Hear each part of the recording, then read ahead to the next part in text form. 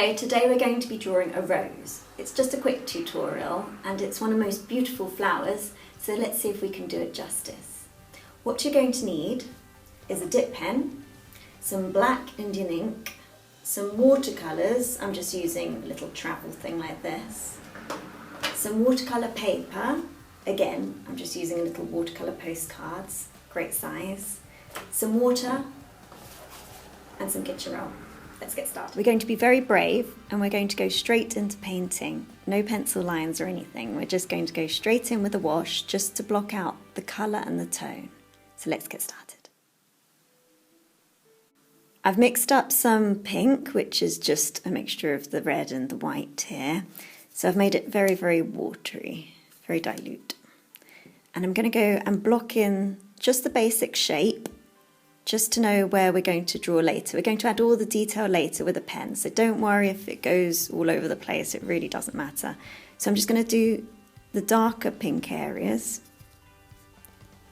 so closer to the centre. I'm leaving the lighter areas without any paint, so it looks white. Again, really don't worry if it goes wrong, if it goes all over the place. We want a kind of messy, you know, kind of quick feel to this painting.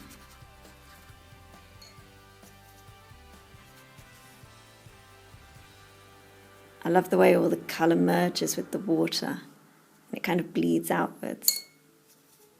It's a very pretty effect. So I'm just doing big blocks of pink here and go more into the centre of the rose. And then it's very, very dark here, so I'll just add a bit more red. There we go.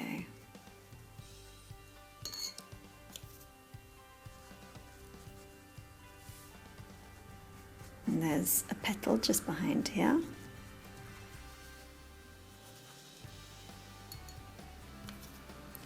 can always make corrections later with the pen, so don't be too worried about if you get a very strange kind of looking rose at the moment. That's my basic rose. I'm just going to put on a little bit of green here at the bottom. A few leaves there. Mixed in a little bit more yellow in this part.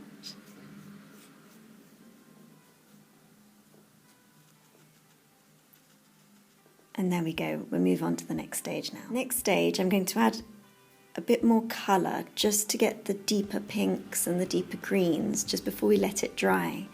And we do this now that it's still wet, so I'm just adding some more paint here, just in the centre, just where the petals accumulate towards the core of the flower. I just want it to be a little bit more bold than I had it before.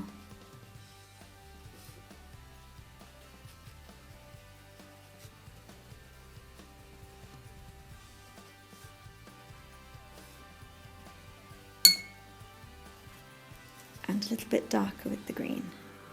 As you can see, the red's actually merged in with the green. I quite like that effect, so I'm not going to change it.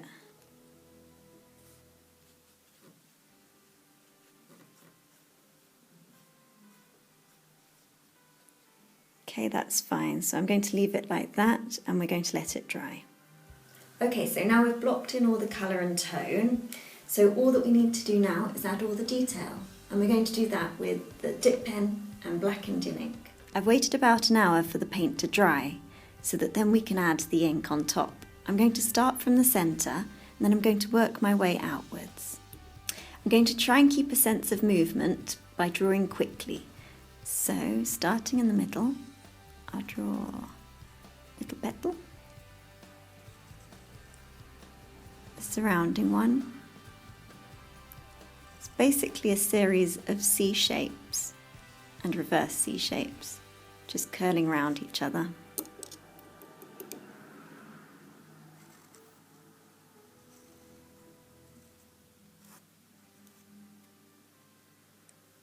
Try and keep the movements quite quick.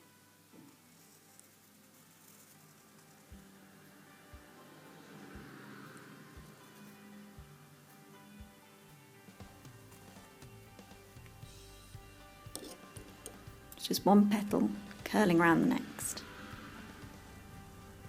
And you don't have to follow the line of the paint because it wasn't that accurate in the first place.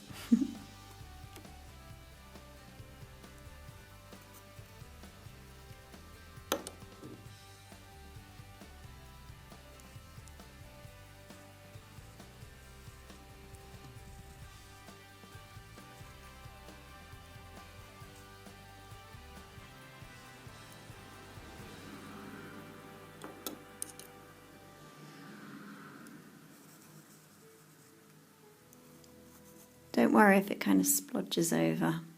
This ink has a tendency to do that with this pen.